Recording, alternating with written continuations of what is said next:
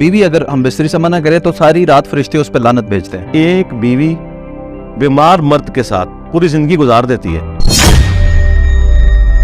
लेकिन बीवी बीमार हो जाए तो मर्द दूसरी शादी करने के चक्कर में पड़ जाता है फौरन। दिन तय हो जाएं लड़के या लड़की के तो फिर उन्हें सफर नहीं करना चाहिए, हादसे का शिकार हो जाता है। अच्छा, वाह वाह वाह। क्या इस्लाम में कुछ शॉर्टकट्स की इजाजत है? फिर उन्हें समझ नहीं आती, फिर हम उन्हें एंटी वेनम इल्जामी जवाब और फक्की देते हैं। ये बिल्ली रास्ता काट जाए तो कुछ बुरा होता है, क्योंकि मेरे मोहल्ले में काफी बिल्लियां जो आगे से गुजरती है। अच्छा, तो मुझे तो कोई काले रंग की हाँ। गुजरती है उसमें। हाँ जी, काले रंग की, काले रंग वाली भी है। कहते हैं कि घर में अगर कुत्ता रखा जाए तो रहमत के फरिश्ते नहीं आते। साइंस ने हमें वो कुत्ते दिए हैं जो ना ऊँघते हैं, ना सोते हैं, ना उन्हें कोई जहर दे सकता है। ये कुत्ते तो शायद कोई नहीं इसके मुकाबले में। इस्लाम क़यामत तक का दीन है, क़यामत तक इस्लाम ने रहना है, लेकिन हर दौर में निज़ाम दुनिया का तब्दील होता जा रहा है, जिद्दत आती जा रही है। क्या इस्लाम में कुछ शॉर्टकट्स की इजाज़त है? क्योंकि अब तो शॉर्टकट का ज़माना आ रहा है, तेज़ी का ज़माना आ रहा है। तो फॉर एग्जांपल जैसे नमाज है 17 रकात अगर आपने पढ़नी है, उसमें कोई शॉर्टकट इजाज़त हमें इसमें, आपका क्या नुक्ता नज़र है इसमें? और आसानियाँ जो हैं उसकी कोई तरगीब है इस्लाम में? ला हौला वला कुव्वता इल्ला बिल्लाह, अल्लाहुम्मा सल्ली अला मुहम्मद व अला आलि मुहम्मद। देखिए आसिफ भाई, इस्लाम तो नाम ही आसानी का है। सही बुखारी में हदीस है कि दीन आसानी का नाम है। अल्लाह ताला ने अपने महबूब सल्लल्लाहु अलैहि वसल्लम के ज़रिए जो हमें दीन अता फरमाया, इसमें कुछ बाउंड्रीज मुकर्रर की हैं और उसके अंदर अंदर आसानियाँ रखी हैं।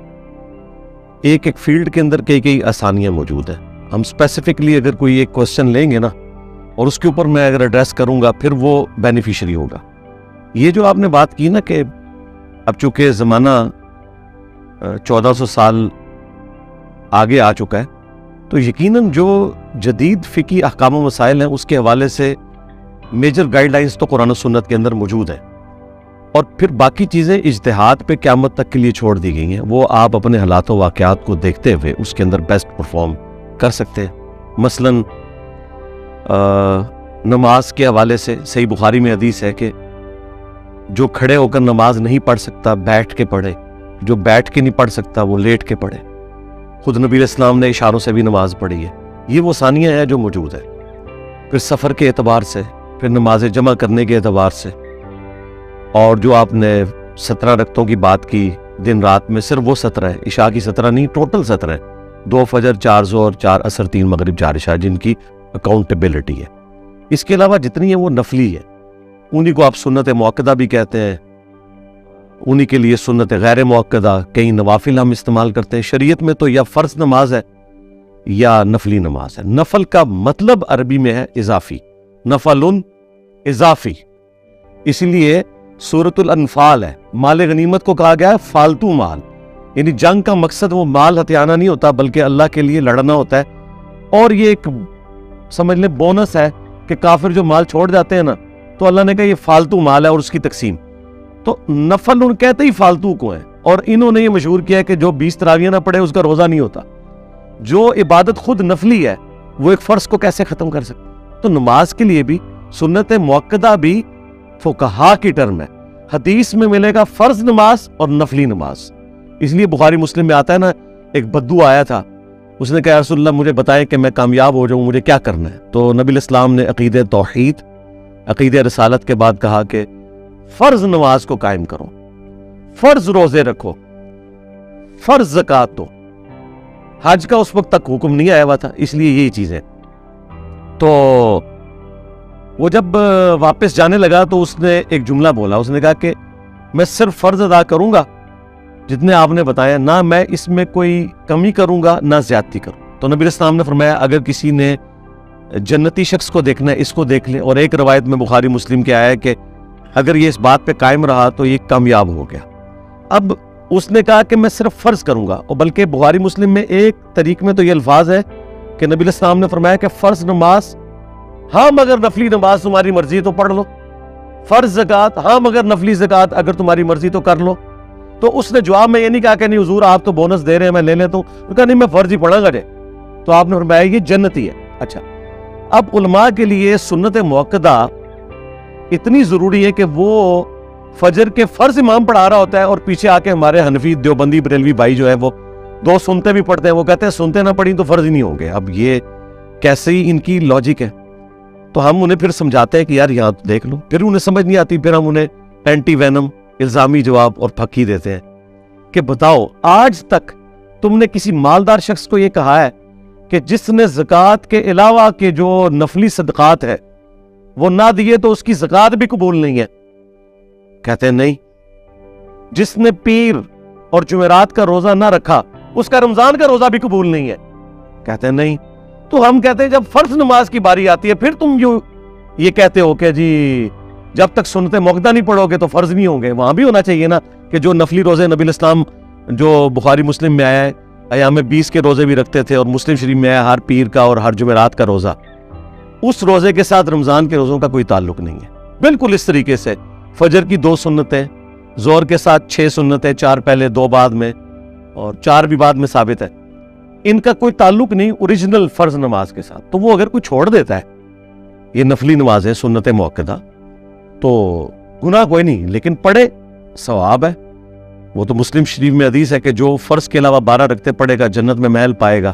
2 फजर से पहले, 4 जोर से पहले, 2 जोर के बाद, 2 मगरिब के बाद, 2 इशा के बाद। तो ये जिस तरह और नफली इबादत के ऊपर सवाब है ना, यहाँ पे भी सवाब वाली बात है। रह गया नमाजों को जमा करना, तो वो तो मुस्लिम शरीफ में ऊपर तले 10 अहादीस है कि नबी इस्लाम ने बगैर खौफ के, बगैर बारिश के, मदीना शरीफ में बगैर सफर के जोर असर की नमाज इकट्ठी करवाई और मगरिब और इशा की इकट्ठी। तो ताबईन ने पूछा कि ये क्यों ऐसा किया था नबी इस्लाम ने? तो इब्न अब्बास ने कहा ताकि उम्मत के लिए आसानी हो जाए और कोई तंगी बाकी ना रहे। यानी ये उम्मत को अल्लाह ने आसानी दी। ये रूटीन नहीं है, लेकिन बाज़ औक़ात किसी बंदे के लिए ऐसी सूरत हाल हो सकती है, किसने ऑफिस मीटिंग में जाना है या उसके पेपर्स हैं और उसके पास टाइम मैनेज करना मुश्किल है, तो वो ये गिल्ट ना फील करे कि मेरी नमाज कज़ा हो रही है। नहीं, जोर के 4 फर्ज पढ़े, साथ ही असर के 4 पढ़ ले। और टॉलरेंस है कि जोर का वक्त दाखिल होने से लेके गुरूब आफ्ताब तक, और मगरिब और इशा गुरूब आफ्ताब से लेके फजर का वक्त दाखिल होने से पहले। एक स्टूडेंट तैयारी कर रहा है, जिस टाइम मर्जी नमाजों को जमा करे। ये फैसिलिटीज दी हैं। अगर ये फैसिलिटीज मैंने बैठ के बनाई होती तो फिर तो आप कहते हैं जदीद दौर का मुफक्किर है। भाई ये मुस्लिम शरीफ है और मुस्लिम शरीफ में भी नबी इस्लाम का फरमान है और आज का नहीं है, 1200 साल से मौजूद है। और नबी इस्लाम तो चूंकि क़यामत तक आने वाली उम्मत के इमाम है। आपको अल्लाह ने ये बताया था कि क़यामत तक क्या हालात होने हैं। आपने हर तबके के, हर आने वाले जमाने के लोगों के लिए जो आसानियां थी ना, वो बयान फरमाती हैं। कुछ मिथ्स हैं इस्लाम के अंदर। फॉर एग्जांपल एक मिथ होती है कि जी बिल्ली रास्ता काट जाए तो कुछ बुरा होता है। कोई हकीकत या कोई तारीख इसकी आपको? मेरा ख्याल है अल्हम्दुलिल्लाह कोई दिन नहीं गुजरा कि मेरा रास्ता कोई बिल्ली ना काटती हो, और कोई दिन नहीं गुजरा कि जो मेरे मुखालफीन के लिए बुरा साबित हो और मेरे लिए अच्छा साबित हुआ। यानी आप कहते हैं अच्छा है बिल्ली? जी, मेरे लिए तो अच्छा ही होता है, क्योंकि मेरे मोहल्ले में काफी बिल्लियां जो आगे से गुजरती है। अच्छा, तो मुझे तो कोई काले रंग की गुजरती है उसमें? है जी, काले रंग की? काले रंग वाली भी है। अच्छा, एक से ज्यादा काले रंग वाली है। और वो यकीन करें जितनी बार गुजरती है मैं बड़ा खुश होता हूँ कि यार देखो अल्हम्दुलिल्लाह कि लोग तो इसको बुरा समझते हैं, और मैं उस वाक़े को याद कर रहा होता हूँ, इस मुहावरे को जो पब्लिक में मशहूर है कि इससे कोई बुरा, कुछ भी नहीं बुरा होता मेरे भाई। ना तो कव्वे के बोलने से कुछ होता है जी, और ना इस तरह की ये तवहुमात है। इस तरह के अकीदे रखना एक मुसलमान को ज़े भी नहीं देता। देखें बुखारी में हदीस है कि उल्लू मनूस नहीं होता, सफ़र का महीना मनूस नहीं होता। नबी इस्लाम ने तो उस जमाने में जो जो चीज़ें मशहूर थी ना, अगर ये बिल्ली वाली कहावत उस वक्त होती तो आप इसका भी जिक्र कर देते। आपने जनरल हमें ये बताया कि इस चीज़ों से कोई नौसत नहीं होती। कहते हैं कि घर में अगर कुत्ता रखा जाए तो रहमत के फरिश्ते नहीं आते। हाँ जी, कुत्ता उस सूरत में जो एक्सेप्शंस दी गई हैं, जैसे कुरान में आया है शिकार के लिए आप कुत्ता रख सकते हैं, और बुखारी मुस्लिम में आया है कि आप घर की हिफाजत के लिए भी रख सकते हैं बाउंड्री के बाहर। तो वो जो हदीस है ना बुखारी मुस्लिम में, उसमें अल्फाज है कि जिसने घर की हिफाजत या शिकार के अलावा जो है वो घर में कुत्ता रखा तो उसके नामा माल से अजर कम होगा और रहमत के फरिश्ते भी नहीं आएंगे। ये उस कॉन्टेक्स्ट में बात हुई है, मुतलकन कुत्ता रखने का मामला नहीं है। लेकिन एक बंदे ने शौकिया कुत्ता रखा हुआ है घर के अंदर, तो इसकी इस्लाम में इजाजत नहीं है, वो किसी पर्पस के लिए। और मैंने तो अब इससे अगली बात कर दी आसिफ भाई, मैंने तो ये कहा है कि आपके कुत्ते को तो नींद भी आ जाएगी, ऊंग भी आ जाएगी, उसे जहर आलूद खाना भी वो खिला देगा, गोली भी मार देगा। साइंस ने हमें वो कुत्ते दिए हैं जो ना ऊंगते हैं, ना सोते हैं, ना उन्हें कोई जहर दे सकता है, और ना उनका रिकॉर्ड कोई खत्म कर सकता है सीसीटीवी कैमरा।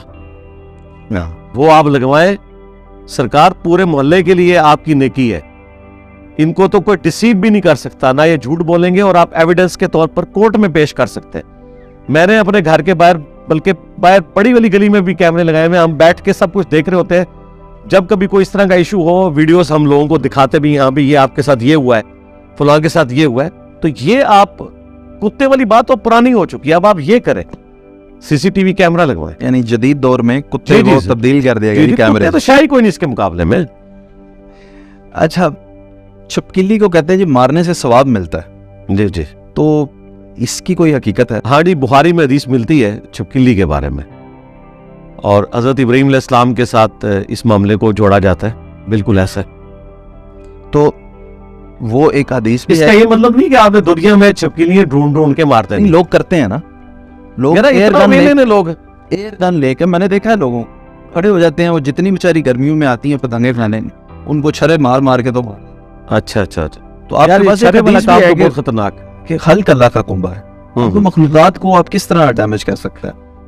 नहीं, इस तरह की तो नबी अलैहिस्सलाम ने तरगीब नहीं दिलाई है कि आपने जो है वो सांप मार देने, कुत्ते मार देने। इस तरह की जो हदीसें भी बुखारी मुस्लिम में आई है ना कुत्तों और सांप के बारे में, वो स्पेसिफिकली वो है जो नुकसानदेह हैं, उनके बारे में। 2-4 और मिथ्स हैं जो मेरे पास हैं। उनमें से एक है कि सुअर का नाम लेने से 40 दिन तक जुबान। ये तो झूठ है, कोई ऐसी बात नहीं।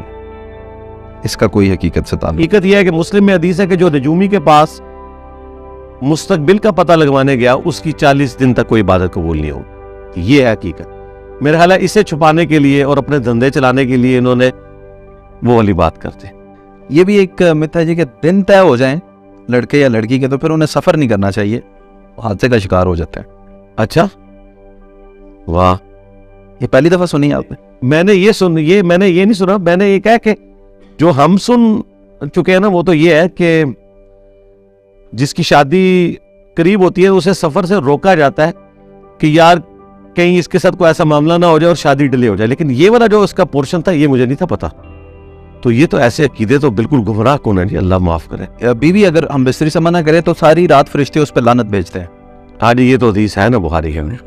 हाँ, लेकिन ये एक पहलू है ना जी, बाकी जो 7 चीजें जुड़ी हुई है ना, वो भी तो देखने वाली है ना जी। वो मैं चाह रहा था। हाँ जी, वो उसके साथ देखें चीजें जो जुड़ी हुई है ना, वो ये है कि ये तो अल्लाह ताला ने बीवियों को एक तरगीब दिलाई है अपने खामदों के पॉइंट ऑफ व्यू से कि उन्होंने अकोमोडेट करना है। लेकिन दूसरी तरफ खामदों के भी कुछ हुकूक हैं जिनको उन्होंने पूरा करना है। अगर बीवियां हालातों वाक़यात और अपनी तकलीफ दे जिंदगी की वजह से अपने खामन से माजरत करती हैं, यार वो तो आपका मुलाजिम भी आपसे छुट्टी मांगे तो आप तो उसको भी दे देंगे। तो बीवी तो फिर भी आपकी जिंदगी का एक साथी है, आपका एक जिंदगी का एक हिस्सा है। इस पॉइंट ऑफ व्यू से नबी इस्लाम के मुबारक ज़माने में जो ये तरगीब दिलाई गई है ना कि खामदों को बीवियां अकोमोडेट करें, वो इस हवाले से है कि जब सारे हालात फेवरेबल है उसके बावजूद इस किस्म का वो इनकार ना करे।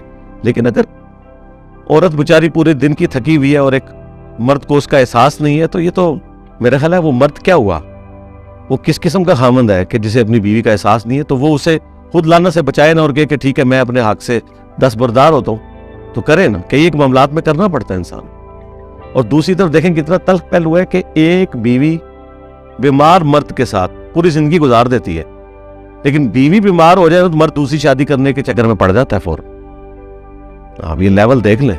एक आखिरी है, मैं अभी रिसेंटली उम्रा पे था तो मुझे बार बार एक बात जो है वो याद कराई जा रही थी कि अगर आपका ये आराम खुल गया तो दम पड़ जाएगा, गलती से दम ये खुल गया तो दम पड़ जाएगा, फिर आपको एक बकरा देना पड़ेगा, तो फिर आपका दम टूटेगा।